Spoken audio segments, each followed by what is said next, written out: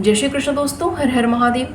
मैं पूनम पांडे आप सभी लोगों का शक्ति कुंज चैनल पे बहुत बहुत स्वागत करती हूँ। पिछली वीडियो में हम लोगों ने देखा कि अनंत सूत्र का हमें कैसे निर्माण करना है। तो देखिए, ये जो धागा है जो कि बहुत शाइनिंग वाला है, इसमें आपको देखिए बिल्कुल क्लियर विजुअल दिख रहा होगा। इसमें 14 गांठें जो इसमें मैंने लगाई हुई हैं, ठीक है। और ये देखिए सूती धागा जो है, सूती जो मौली होता है मोटा वाला, इसमें देखिए मैंने 14 गांठें जो इसमें मैंने लगाई हुई हैं। इसमें आपको बहुत ही अच्छे से विजुअल नहीं होगा क्योंकि ये सूती धागा है, ठीक है। और इसमें आपको दिख रहा है क्योंकि इसमें शाइनिंग है, तो इसमें आपको बिल्कुल क्लियर दिख रहा है।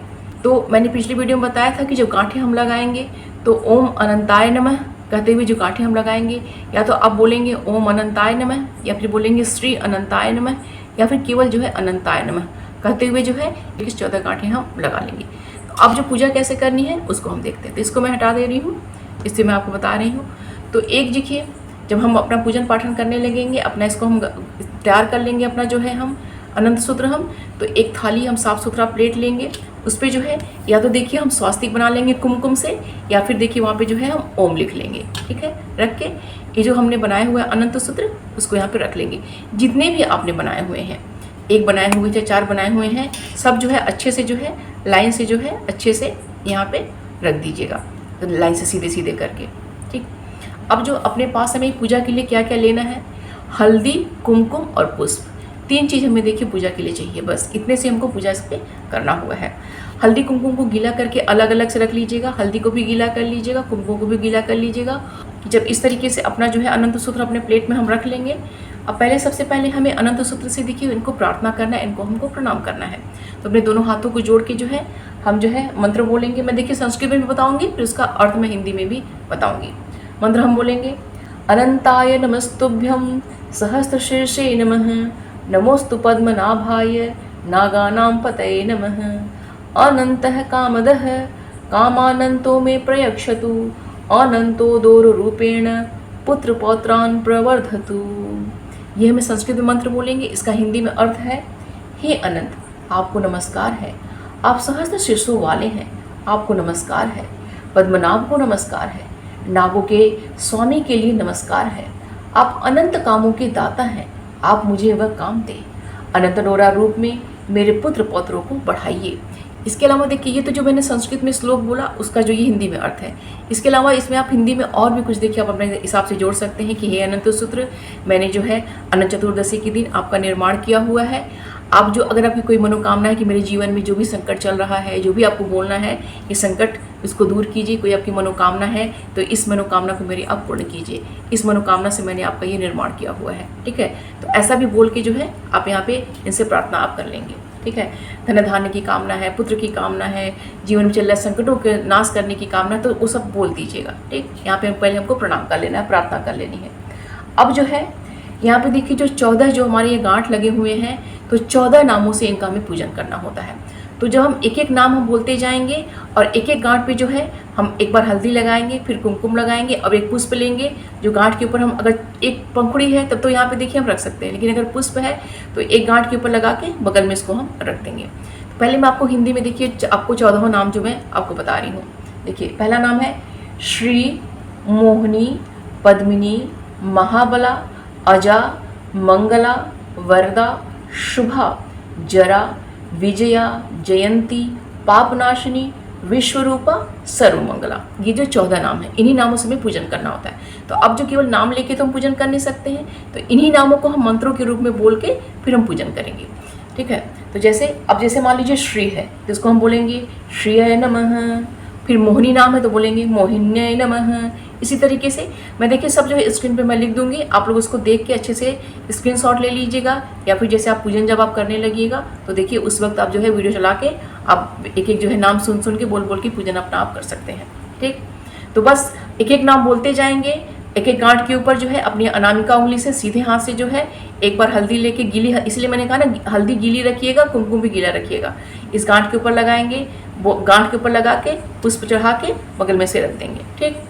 अब देखिए हम मंत्र बोलेंगे, श्रिय नमः, मोहिन्ये नमः, पद्मिन्ये नमः, महाबलायै नमः, अजायै नमः, मंगलायै नमः, वरदायै नमः, शुभायै नमः, जयायै नमः, विजयायै नमः, जयन्त्यै नमः, पापनाशिन्यै नमः, विश्वरूपायै नमः, सर्वमंगलायै नमः।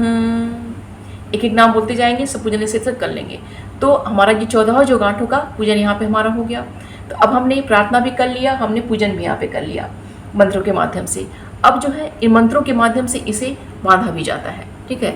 और एक बात और यहाँ पे ध्यान रखिएगा कि जितने आपके अलग अलग रखे हुए हैं, तो ऐसा नहीं है कि जैसे आपने बोल दिया कि श्रीय नमः, तो आपने एक गांठ पे जो है हल्दी कुमकुम लगाया, पुष्प चढ़ाया, तो उसी समय आप जितने भी रखे सबको आपने लगा दिया। नहीं, आपको देखिए अनंत सूत्र जो है अलग अलग लोगों को बांधना है, तो अलग अलग जो है अनंत सूत्रों का अलग ढंग से मतलब अलग अलग पूजा कीजिएगा। जैसे एक का पूजा आप कर लीजिए, फिर जो है दूसरे का पूजा करिए, फिर जो तीसरे का पूजा कीजिए। सबका देखिए पूजा में जल्दीबाजी नहीं करिएगा, ठीक है, क्योंकि बहुत महत्वपूर्ण पूजा होती है। ऐसा ना हो कि एक मंत्र बोल के सबके ऊपर आपने हल्दी कुमकुम लगा दिया, ठीक है, ऐसा नहीं होना चाहिए। सभी का एक बार आपने एक का धागा का पूजा कर लिया, फिर आप दूसरे का कीजिए, फिर आप तीसरे का कीजिए। देखिए बहुत मैं आपको बता रही हूँ तो ज़्यादा समय लग रहा है, आप करेंगे तो बहुत ही आसानी से हो जाएगा। तो सभी का अलग अलग पूजन हमें करना है। तो अब जब हमें इसको जो है बांधना है, तो अब जब पूजन हम कर लेंगे तो अनंत सूत्र को जो है अपने हाथ में हम ले लेंगे। अब जो भी जैसे जो बड़ा होगा, क्योंकि छोटे बच्चे तो देखिए मंत्र नहीं बोल पाएंगे, तो जो बड़ा होगा वो जो है बच्चों को जो है पहले मंत्र को बोलेगा, फिर जो है उनके हाथ में जो है इसको जो है अगर हाथ में बांधना है तो हाथ में बांधिए, गले में पहनाना है तो गले में पहना दीजिए, ठीक है। मंत्र को बोल के फिर आप कीजिए, हाथ में जो है अनंत सूत्र को आप ले लीजिएगा। जो आप जो है मंत्र बोलिएगा, अनंत संसार महासमुद्रमग्नं समभ्युद्धर वासुदेव, अनंत रूपे विनियोजस्व ह्यंत सूत्राय नमो नमस्ते।